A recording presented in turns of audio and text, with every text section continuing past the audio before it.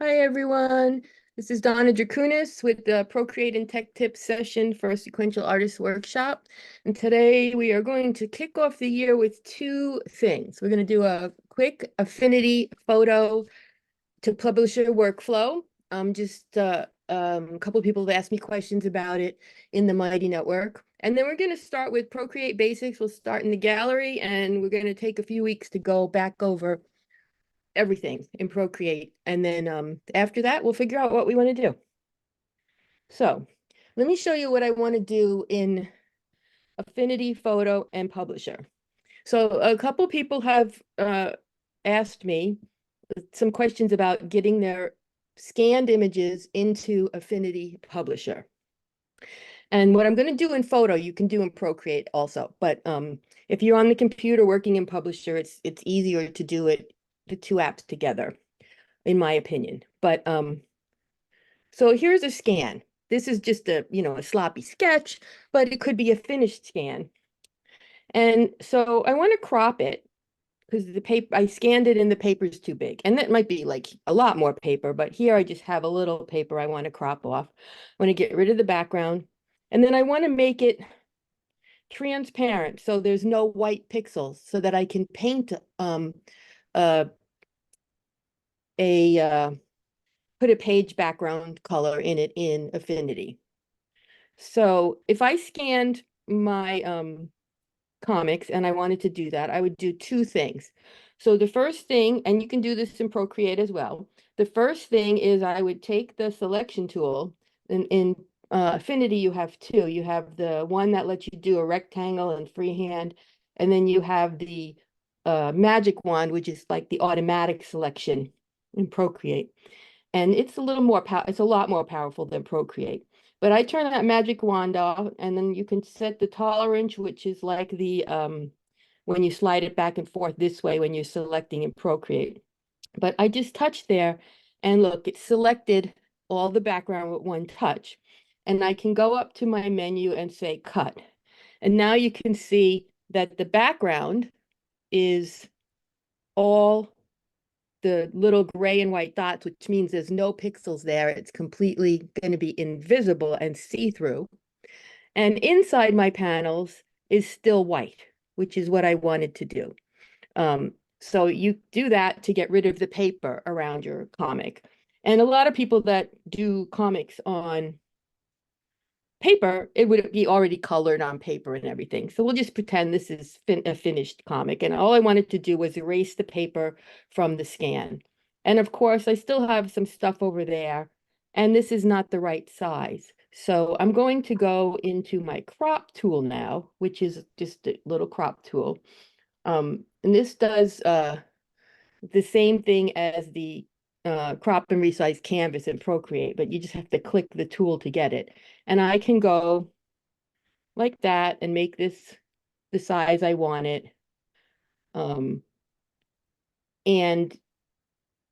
there's more controls on it. You can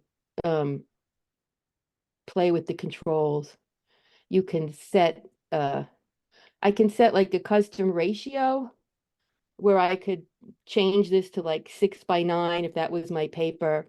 But I'll just leave it on regular, unconstrained, how it comes up. And I want to crop it like that.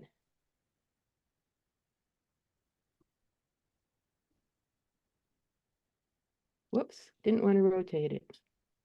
And then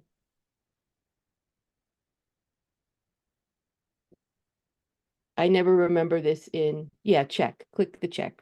Now it's cropped. So got rid of all the stuff on the sides. So now I can say I'm done with it. If I wanted to get rid of the selection, I can go up to this selection thing and say deselect. So selection has a menu too. See, you can see it has a lot more features than Procreate, but we just wanted to get rid of the background today. So I can go out to here, and now I can save my file to my hard drive. I can save it as Affinity photo, or I could, and I'm just going to save it as Affinity photo because I'm using Affinity Publisher.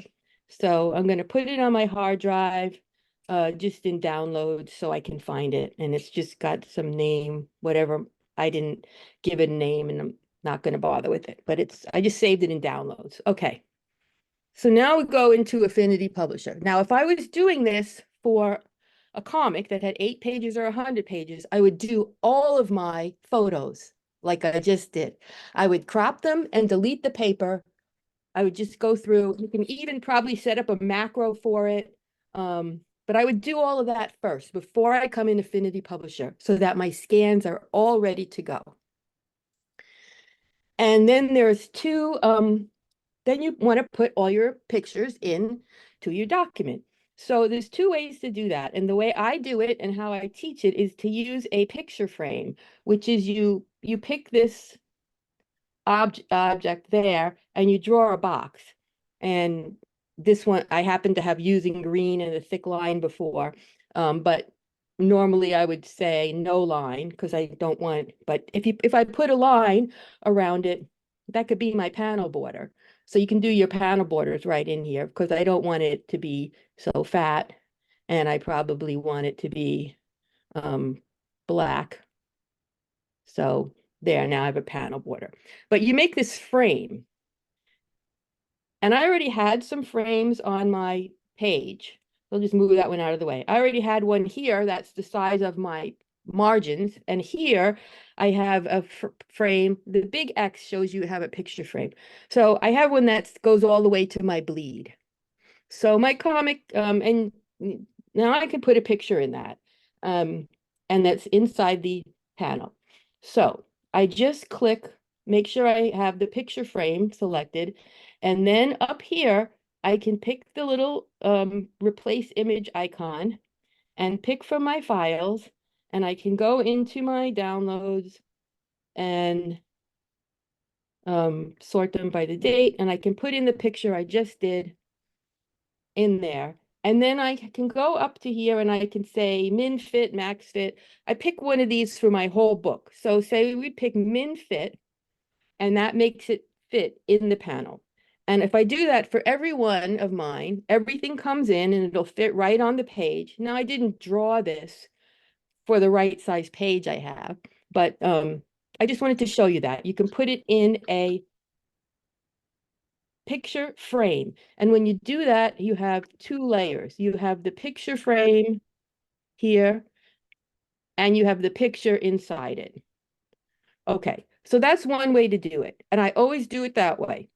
It's just, for me, it works better. But you can also just take your page, click this picture icon, or say file place on the computer, and I can pick the same image from my iCloud Drive, downloads. There's that same image. And I can say open. And then nothing happens till I touch the page. And it didn't work.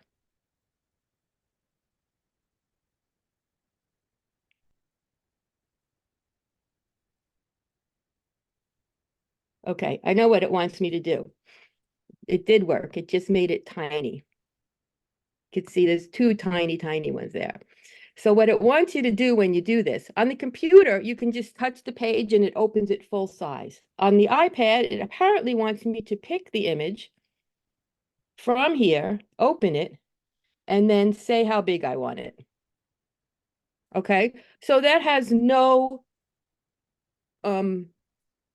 panel. In the layers, it's just one layer. It's just the image. There's no box. So I can't add a panel border to it. And I can't crop it or anything. All I can do is size it and move it on the page. So for some people that might work better, but I always use the borders up here because I can crop it. The panel border itself works as a mask, more or less. So I can take my picture here. I have my picture frame layer, my picture layer. I can actually move the picture. And if I move it so that it's going past the edge of the frame, it cuts off the edge of it. Okay, I just want to show you one more thing why I like that way, and then we're going to Procreate. So this is an example where sometimes I make each panel separately in Procreate or Affinity Photo, or I scan them separately instead of making one big page. So here I have 3 picture frames on my page.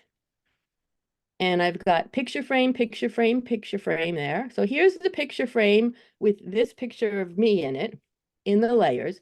And if I click on the picture, you can see in the background there that it's really a much bigger picture, but I'm not showing the whole picture in the panel. I didn't want to show this whole picture in the panel.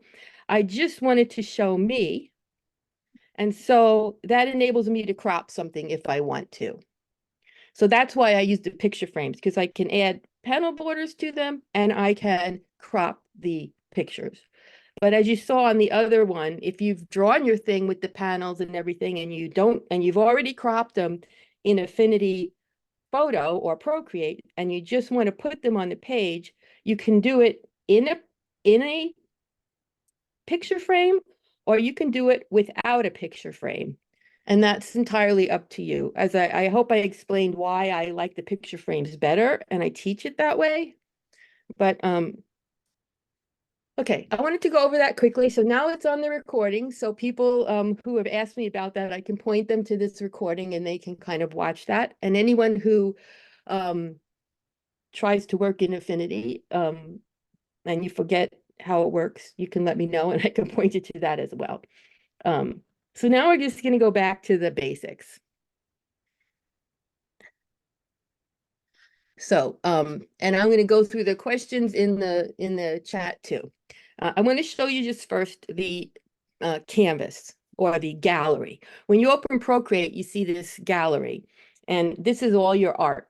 And if you just got Procreate, it has a couple samples in it and nothing else. So when you make art, it makes each one into a little thumbnail. These are like files on your folders, but they're inside the Procreate app. And so you can pinch out to zoom in on one, and you can slide through and look at them. This is a preview, and you pinch back in to get rid of it. So you can, take a look at them without opening them if you just want to see them bigger. And on each one, you can swipe to the left and you get a menu that says share, duplicate, or delete. So if you wanted to share it right from here, you don't have to open it. If I wanted to make a JPEG and save it to my photos or text it to someone or whatever, I can do it right from this screen by swiping left on the image. So you can also do those same things to more than one image by clicking select at the top. And then you can click on more than one image and you can see the little blue check marks come up for them. And then up here, you have the same thing, share, duplicate, delete, and preview. So preview does the same thing we did by pinching in on one, lets you go, and it only shows you the ones that I've selected. So I selected 3, so I can only see those 3. If I wanted to share them and say JPEG, it would make 3 JPEGs, save them to my photos, my files, text them to someone, whatever. So if I clicked on it, it says exporting. See, it says save 3 images.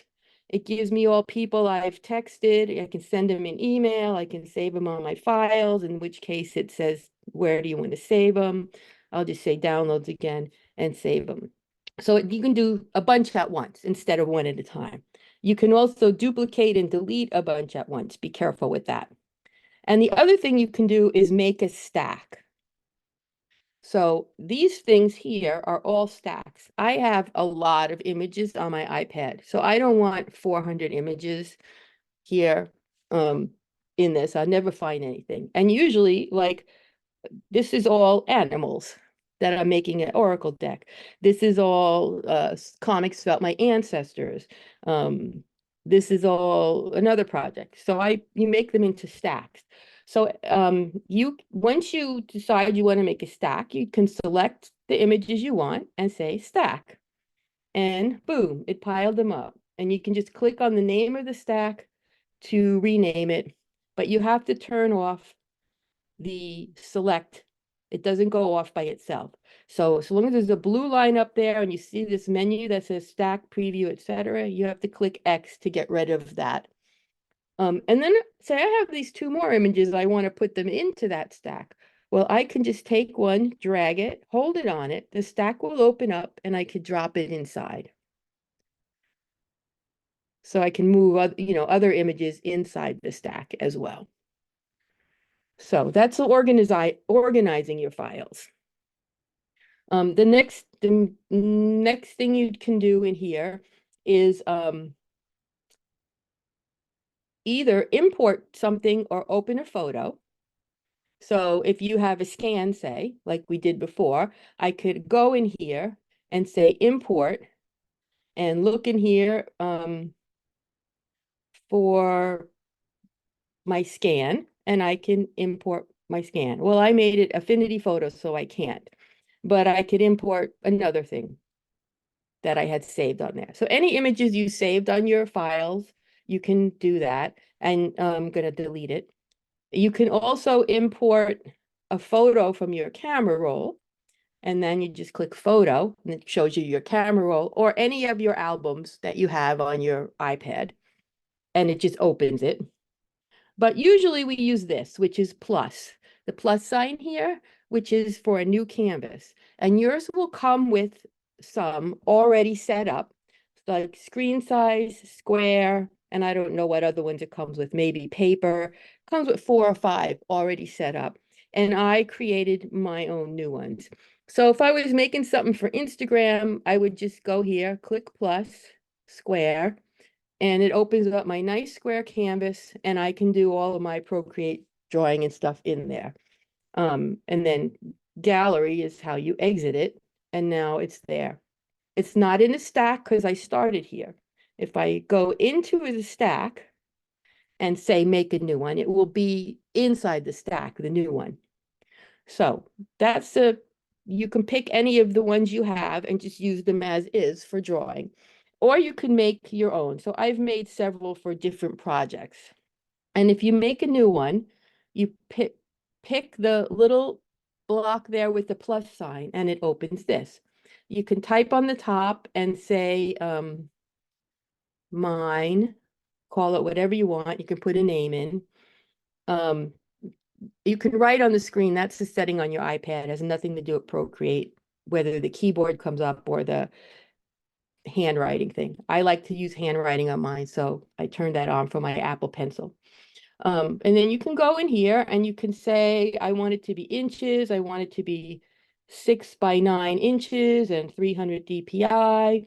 And then this bottom thing tells you how many layers you'll have available to you at that size. And that's different for your iPad, depending how much memory you have. Then you pick a color profile. I always work in RGB. I talked about this in the class I just taught. You can always work in RGB. Just pick sRGB, and the first one on the list is fine. Even if you're making the CMYK stuff later to print, I like to work in RGB. You can work in CMYK if you want to, and then you would just pick that and pick the generic one unless a printer told you a special one. But I always work in sRGB with the first one. I don't mess with time lapse. I gonna turn that off for my whole thing. I'll show you that later. You can't do it in Procreate. But some people like to record time lapse videos for theirs. And then here's something most people don't know about. You can preset a background color for your canvas right in here when you're making the new canvas. So like if I wanted to make this as a template where every new canvas has a yellow background, I can pick my yellow, and now every new canvas I make with this template will have a yellow background. Or you can also have it have no background so that the background's automatically hidden when you make a new one. So let's turn it to yellow and make it hidden and see what happens. So now I created that and it opens one up. So you can see there's no white background in there because my background is unchecked. When I check my background, it's yellow. So we'll go back to my gallery, and if I pick mine, it adds them to the bottom. If I pick mine again, it'll do the same thing. Make my 6 by 9. The background's off by default, and it's yellow. So you can you don't have to have a default white background or even a background at all if you don't want to when you make your canvases. So that's just how you make the canvases and settings that you might not have known about. It's not really much more in there. It's basically just for organizing your files and opening stuff. Okay, so that's it for the, I'm gonna go in here and I really don't like that color for the background. So I opened my document just by touching it and I go to my layers list and we'll go over all these things. And I go to my layers list, background is on the bottom and I'm just gonna change it to white. So you can change that anytime just by clicking on the background layer and then changing the color. And you can turn it off and on anytime. So in the canvas settings, it's just the default. Okay, so questions. Where is my eyedropper? So the eyedropper tool is usually by default when you touch this thing. I have mine come up when I touch and hold on the screen because I like that better. So you can set it to be whatever you want. So in the top of the screen, you've got two sets of tools. So on the left, you have gallery, which is to go out of this document. You have the wrench, which is actions, adjustments, which is a magic wand, a selection, which is like a ribbon, and a transform tool. And I have nothing to transform because my layer has nothing painted in it. So I'll just paint something in it. Now I select the transform tool, something happens. So in the first one here, in the actions, there's a section called preferences. And you can go into gesture controls there. And all of these things, you can make them whatever you want. So you can have the eyedropper. You can have it tapping that little square. You can have it using the Apple Pencil. You can have it use a double tap. I have it set to touch and hold. So this is where you see, if you changed it, this is where you check and can change it again. It's in actions, which is the wrench, preferences, gesture controls. And you can change all of these things. We're just looking at the eyedropper right now because that was a question. So by default, when you get Procreate, it comes up when you touch this little square here. But mine, I changed it because I like to just point on the screen where I want the color with my finger and pick the color that way. Okay, so next questions are about reference photos. Donna, wait just one moment, please. Yeah. So there's also something about whether you need to have the brush on or off when you're trying to get the color, I think. Is that I true? don't think so. Maybe I'm thinking about making a palette. There are some things that there are some features that if you're using them, it won't let you select the color. Like I have a selection now Mhm. and it won't let me pick a color. So that might be what you're thinking. Mhm. You want to pick a color and That's you're it. going to paint inside a selection, you have to pick your color before you make the selection. Okay, thank you. Yeah, I'm glad you brought that up because I forget that all the time and I'm like, okay, I just want to select half of this and paint it. And then, but I want to paint it this color. Yeah, So you have to pick your color before you make the selection. I think you thank can go in here though. You can go in here and pick colors when you have a selection. You just can't pick it with the eyedropper tool. I also had trouble with the eyedropper tool when I chose two or three ways to initiate it. And Yes, you it confused your computer. right. So Yeah, it will let you choose two or three, but you should only choose I would pick one or one. else it Yes. just lays down. Mm. Yeah. I would pick Okay. one. Because yes, that is a good point. I've never tried that, so that's a good point. I just have it doing that one thing. Okay, so just going down the questions. Any more on that? I think we got that. Thanks for clarifying those 2 points though, about when it doesn't work. Not with the selection and only choose one gesture for anything or you confuse your iPad. Okay, so in the actions, there's not just preferences, there's other stuff. And where we want to do when we want to have a reference photo is in the one called Canvas. And then it says reference. When you click that on, this little box comes up. And usually what we want to do is have a picture in there that we're drawing. So you pick image, and then you can import an image from your photos. So I want to draw myself. Come on. And it opens it there. And you can size this box and move it around. You can also pinch and zoom on the picture in it. Like if I wanted to really see the shape of my nose, I could zoom in. So by pinching and zooming on the picture, just like you can pinch and zoom on your canvas to make it bigger or smaller, just for viewing, you can do that on the picture. If you want to change the box, though, you have to touch the edges of this box to change the size of the box. And you can make that bigger and smaller. You can put it on the other side if you'd rather have it over there and that. And that's really all there is to that. It's just that you can move it and you can zoom in it. And then you Okay, turn it on and off. Go ahead. my issue is that when I try and make it smaller and move around, it just sloshes around within its box. So that's the picture. You can move Right. the picture around, but if you want to move the box, you have to touch the corners of the box, like changing a window on your computer. So Okay. so you have to touch the box and the top of the Hmm. box to move it around. Oh, got it. Got it. The Got it. bottom Thank you. Yeah. corners, yeah. Mhm. Bottom Mhm. corners to scale it. But if you just touch it like randomly, you get the picture and you're just moving the picture. Yeah. So Got it's it. Okay. Thanks. it's two things. It's a window or a box and a picture, just like the thing we were looking at in Affinity. So Mhm. that's why it gets a little confusing. So you have to touch it in the exact right place to scale the box. If you touch it anywhere, you just get the picture. And then Okay. when you touch it, it turns the like menus on and off with one touch. Mhm.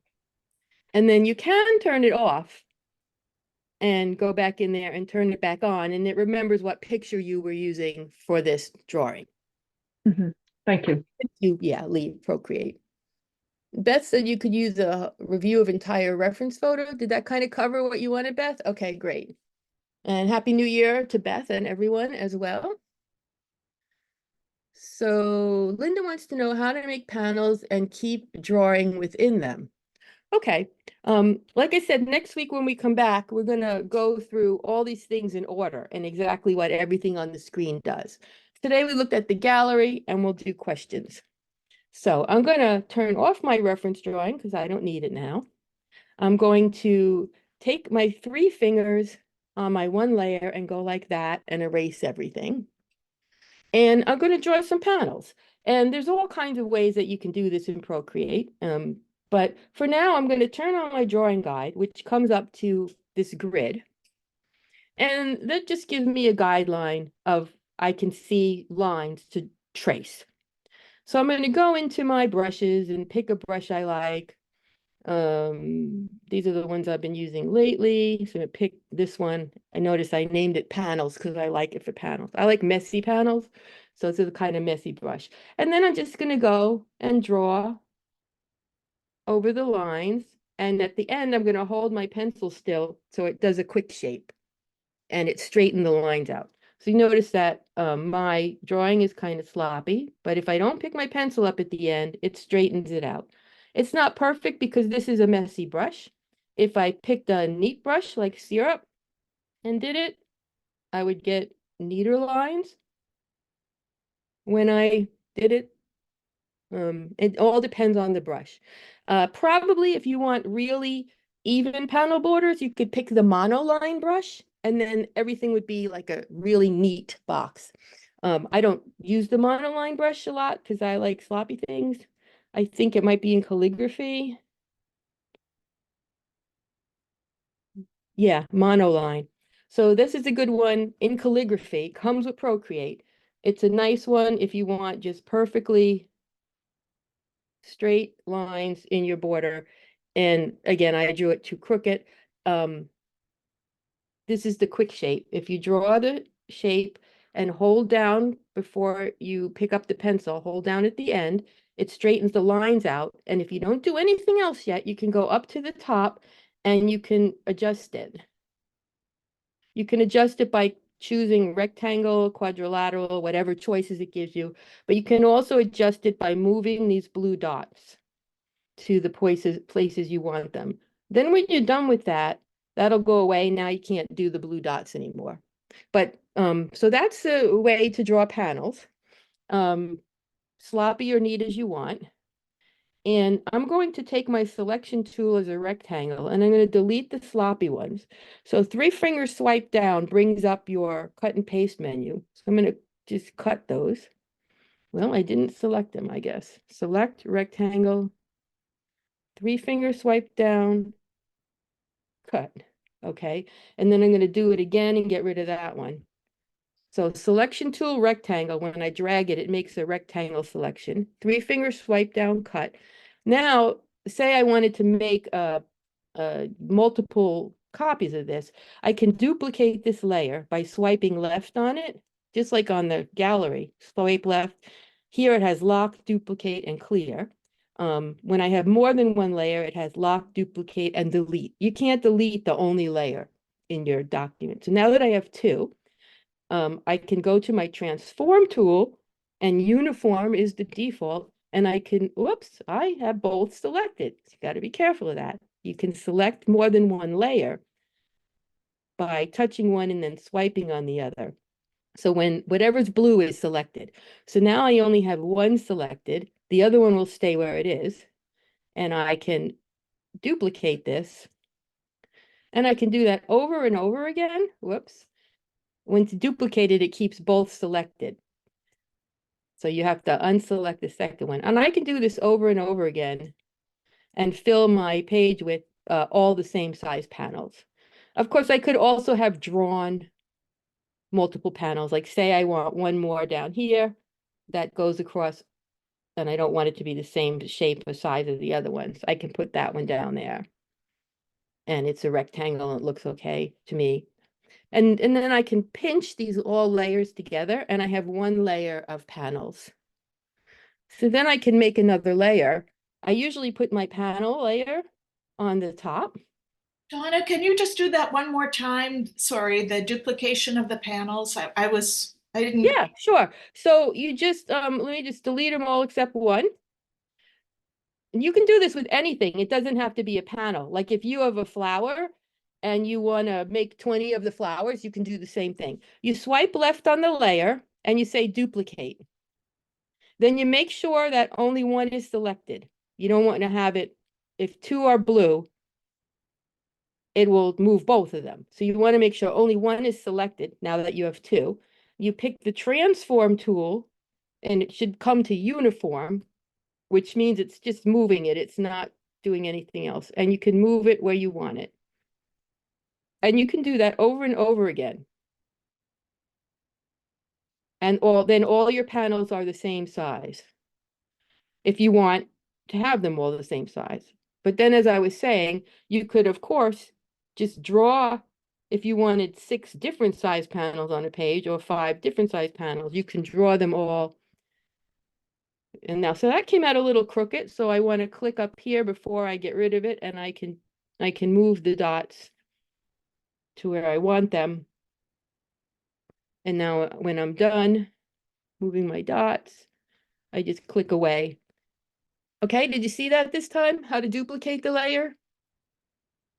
So you just slide left on a layer and click duplicate and makes a copy of it. And then you can move each of those separately. But when I'm finished, I pinch them all together. So I have all my panels on one layer. And you could make it as precise or imprecise as you want. So I could have counted one exact box between each rectangle when I moved them or when I drew them, but I didn't. So mine is not as precise, but you can use that guide and draw yours more precisely if you want. You can also, when you're moving them around, make sure they line up with the grid if you want to. Is there a way to set a snap to the grid? No. Okay. So Thank you. this is why I teach how to make borders in other apps, because there are many other apps that can be very precise in making panel borders, and then you can plop them in Procreate to color on them and draw your comic in other layers. So I always make another layer and I put my layers on the top, and then I go on the other layers, and you can pick different brushes. You can draw, inking, penciling, painting, whatever. The nice thing about having all your layers on one is if you want to fill in that outside of the panels with white or another color, like say I want the background of this whole page to be yellow, I can drop it in there and it hides everything because the panel layer is on top. So it just works like a regular layer in Procreate. So yes, Procreate, you can make panels. There's all different ways you can do it. You can find a bunch of different people teach different methods on YouTube. But if you want them really precise, it's easier to do it in another app and then put them in Procreate, because these other apps do snap to the grid and you can have a lot more control over things. That's one of the downsides of Procreate for comics.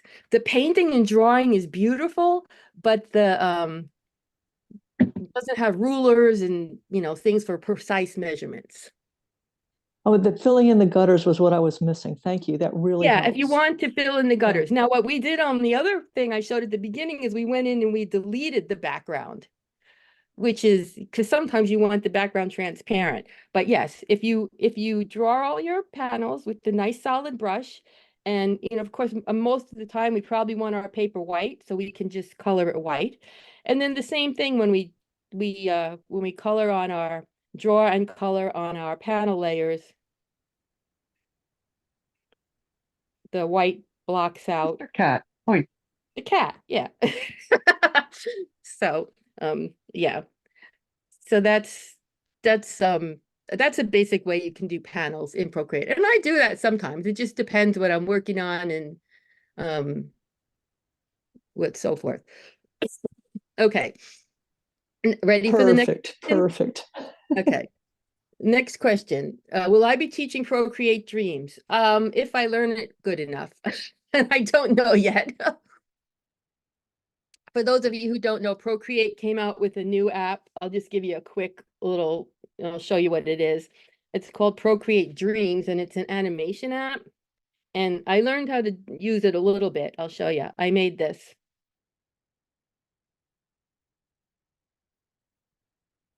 Oh, come on. So I learned how to use it a little bit.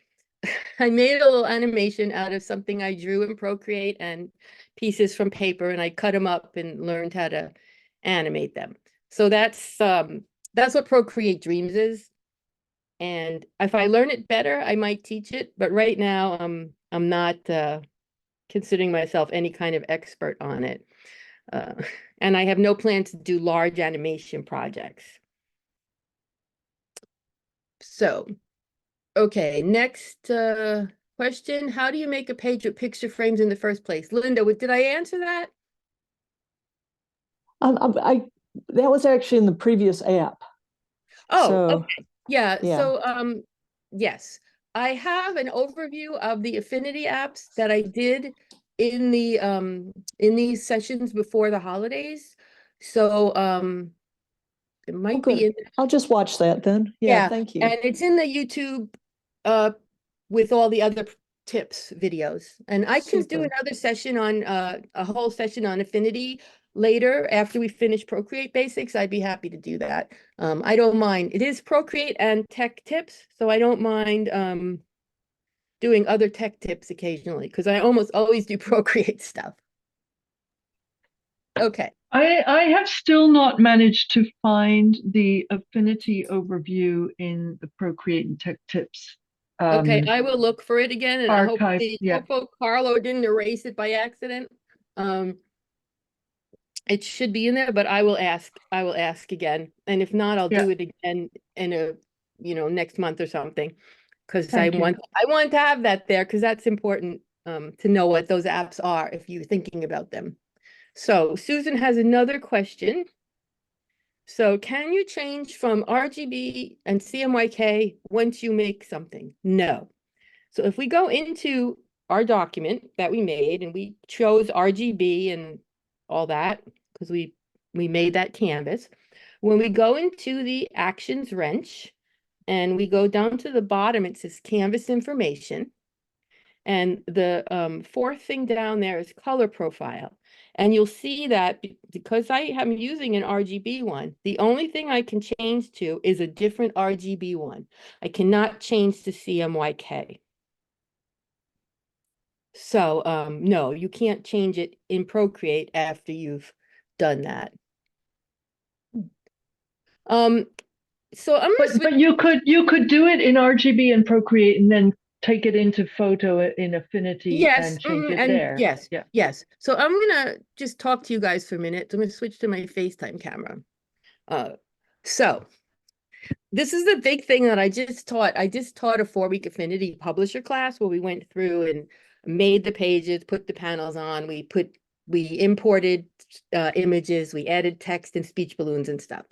And at the end, we talked about exporting our files.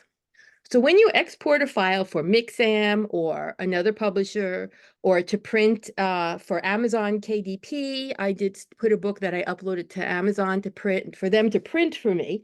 And you want that to be CMYK, but you do not have to make your images CMYK ever anymore. Not everyone's going to say the same thing, so you'll have to make your own decision. I never change my images to CMYK. I leave them RGB.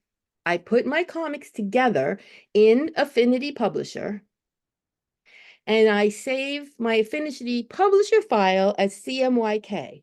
And I don't have it change my images or anything. Anything I draw in Affinity Publisher, like if I add text and speech balloons or something, those things will be made in CMYK. The images stay RGB. The software that the printers use now knows what to do because your PDF is an envelope and it says CMYK. And the printing technology is way better than it used to be. So I've done tons of stuff like that. All these things that I did, all my images are RGB, and I make the PDF CMYK in Affinity, and they come out really nice. There's only a couple things that CMYK can't do, which is like if you have Opera Rose paint, you'll know that it's like kind of pops more than that.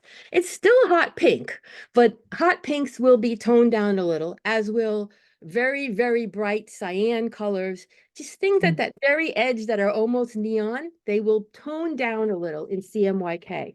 But it does in fact, it does a better conversion at the printer than it would if you tried to do it yourself. That's the advice that I've read about from various places. But like I said, not everyone gives the same advice. So you can decide if you think that I'm right or wrong. But I want to show you one other thing. Before I started using Affinity, I used Pages on the Mac. Totally not a professional software. You know what it's for? It's for making your church bulletins or I don't know, churches might even make really fancy CMYK bulletins now, but we used to Xerox them and stuff. And it's for making flyers to hang up in the grocery store or whatever. It doesn't even have CMYK. The whole app doesn't let you pick anything with color. It's RGB all the way. And I made a ton of booklets in it in my knitting club and patterns. And these were all RGB, and the PDF that I made was RGB because this software Pages on the Mac does not support CMYK, and they still printed beautifully. So it's really not something you have to agonize about anymore, unless a printer demands, if they won't accept your files, then you have to do what they say. But it really doesn't impact the quality. That's of course my opinion, but I have a very strong opinion, and I have all of my own I guess they count as anecdotes, but I've done like, 50 things like this, and they've all come out great. So, yeah. So that's my very strong opinion on CMYK and RGB. I do, when I use Affinity Publisher, when I make a new document, I pick CMYK, but my images are still all RGB from that I drew in Procreate, or if I scan them as RGB, and I don't worry about them at all. So, yeah, any more questions? I got a few more minutes. If you guys have any last little Procreate questions you want to go over before we wrap up, I can switch back So to you do all your lettering now in Publisher? most of the time. So it's got way more features than Procreate. It's easier to well, first of all, it has spell check and search and replace. Okay. And that's across the whole document. Come on, camera. Turn around. Okay. That's across the whole document. So this is from the class we did in what was I doing? So we did a page where we added our own text, and we drew the speech bubbles, and the text fits right in it. So the text is attached to the speech balloon. Can you see that? Yeah, so that's all there. And as I change this, if I change the size of the speech balloon, the text reflows to fit in it. And Wow. for settings, I can go up here and I don't even remember where everything is. I have to look every time. But there's all different things here where you can change the margins inside the speech balloon, and you can change the color of the, I can change the right here. I can just change whoops, I changed my text to red. I can also change the speech balloon to red. I just always forget where that one is. Oh, it's down here. That's why yeah. I use this on the computer way more. But spell checking and search and replace, huge. And then also that you can, it all flows. So that's why I do it in here mostly.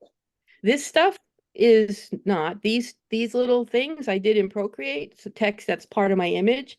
I just do the captions and stuff in this. But I've done comics where I did all the text in Procreate because it was the small comic, and I didn't feel like bringing it in here at all.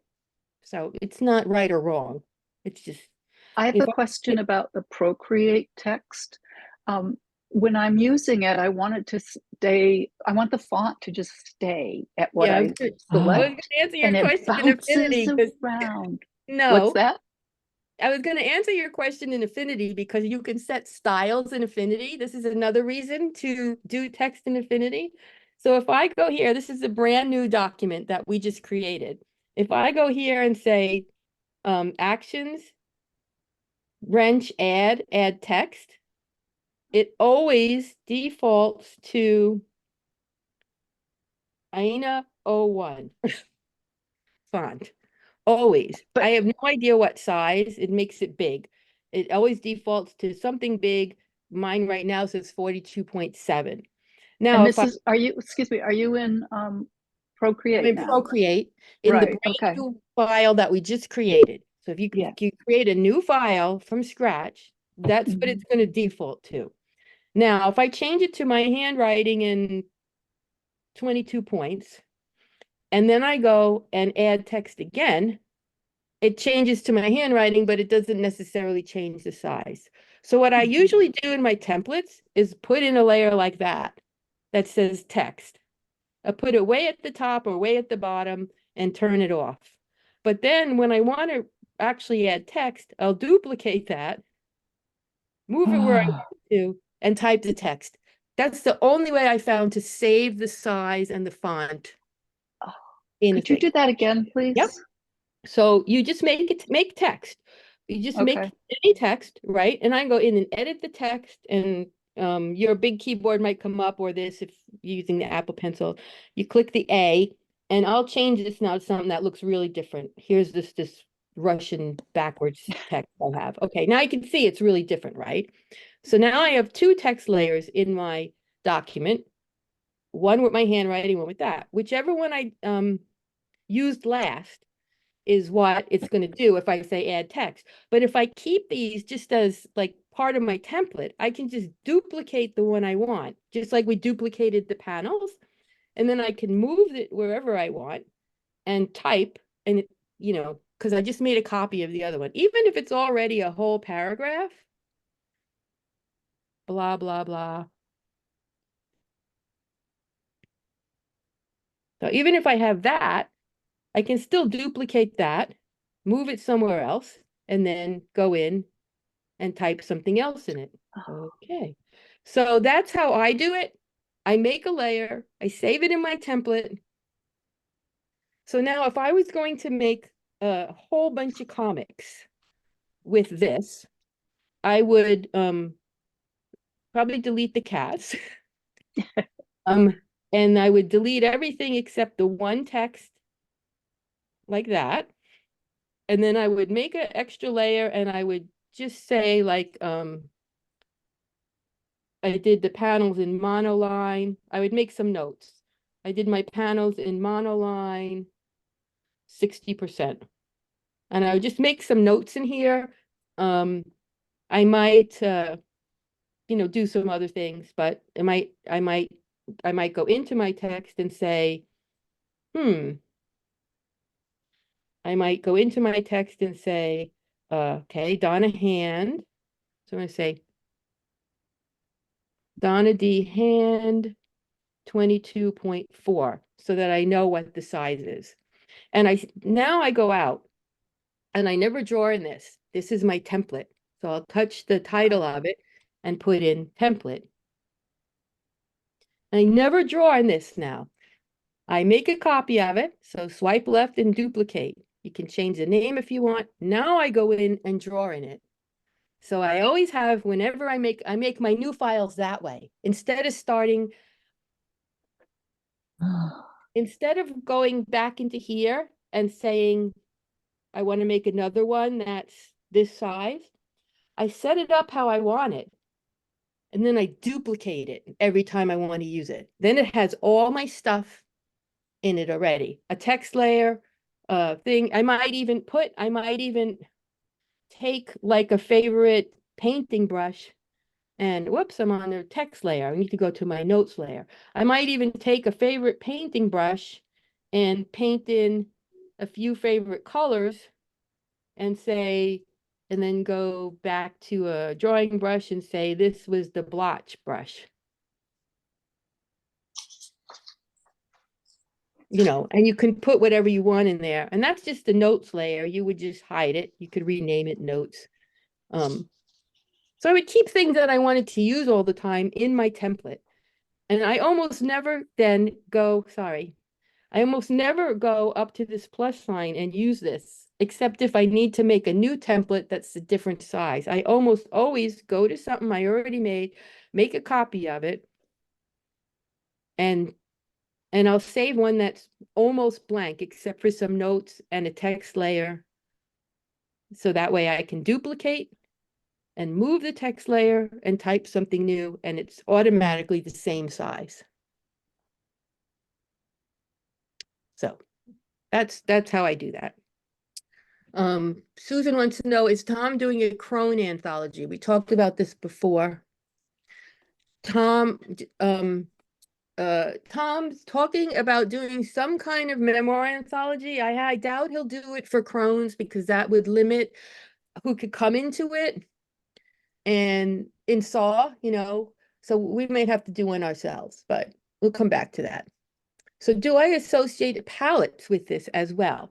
So yes, so I might do that too. So I might go into my color palette and you'll notice I have these named after projects I did.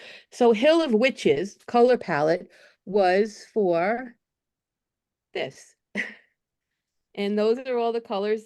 You can see those greens and reds, and those are the colors I used in this. And if you want to, you can do this. So you can name your color palette to match your project, your template. You can name your template, your stack, you can name all that stuff. But what you can do is, I have this color palette I made. If I push the top and the left button here, that does a screen capture. And I can go into that screen capture and I can crop it. And then I can say done. When I say done, it says copy and delete. So I say copy and delete, and then I swipe down here with 3 fingers and paste it. And then I've got a copy of my color palette inside my template too. So then if you ever lose your color palette, you can do the picking right from there of your colors. So yeah, having these templates, it saves so much time. Could you do that one more time? Sorry. Yeah, no, so you open this, and if you can screen capture anything on your iPad, and it saves it into your photos. So if I just click, there's a button up here and the button here. If I click them both together, it does a screen capture. And after a few seconds, it'll go away and it'll be in your photos. But while it's still there, you can touch it and then it opens up. And you can drag the outline and crop it. And so I cropped it. I can even write on it with this, dot 1/17/24. I put the date on it. You can, do whatever you want to the screen capture. Then when you're done, you click done. And you can go from there. You can save it to your photos, save a quick note, whatever. But I always use copy and delete. So now it's copied. And I can go in here and paste it. And there's a one you could see, it has the date on it because I wrote the date on it, because you could write the date on it in Procreate too. But yeah, so then you have, and I do ones with more stuff too. I do these a lot. So like here's one I was testing a whole bunch of brushes and I wrote down what they were and drew some characters. So I make notes and stuff like that a lot. And I do often save them in templates or just in separate documents. Here I was testing certain colors with different brushes for painting and drawing. And you can save those in your template or as a separate. I have a whole folder called brushes, papers, and palettes where I just test stuff. Mm. So like you can do that doodling junk and test stuff while you're watching TV, right? It doesn't have to be, you don't have to sit down and say, I'm going to test all my Procreate brushes for 3 hours now, right? And you'll be teaching us about how to manage our palettes, right? How to. Yes. So in the next weeks, we're going to go through everything in here. So we'll be going through the actions, the adjustments, the selections, transform, and then we'll also be going through the brushes, which is also related to the smudge tool and erase tool. Those are all brushes. And then we will go through the layers and we will go through all this stuff in the palettes and what this all does and how I use it and other options that you might want to try. Yeah, So that's my plan for the next few, is to just go through all the basics that are in there. Okay, I find you go a little too fast for me. So Okay. just FYI, it's also new, but anyway. No, But that's fine. And you can please anytime tell me if I'm going too fast, because I can slow down and then I will forget and start going faster again. And you just tell me, you're going too fast, please slow down. That's totally fine. Because my brain is just going like crazy. And if you ask me to do something again or to do it slower, I am happy to do that. at the same time, I don't want to slow down the class, but I really appreciate what you're doing. Thank you so much. If you missed something, you can guarantee someone else missed it as well. So please never hesitate to ask me to do something again or slower. And, because I just get going and I forget. Yeah. I Thank just you. use at my normal speed, which is fast, because I've been doing the computer graphics for half my life. So yeah, so please don't never hesitate to ask me that, or remind me to go slower. So, all right. So I'll see you in 2 weeks. And if you are coming on the alternate weeks, we'll be doing the field guide next Wednesday, Field Guide to Graphic Literature. But we're still on chapter 4. Carol's holding it up. We're still on chapter 4 about the problem of the page. We're going to be drawing the same comic in different ways, like 4 panels this way or this or whatever, and see how it changes, how it reads when we draw it different ways. So we spend a little time on that chapter, a little more than we have on the past chapters. So, okay, so see you there or here in 2 weeks or in the Mighty Network. Bye-bye. Thank you, Donna.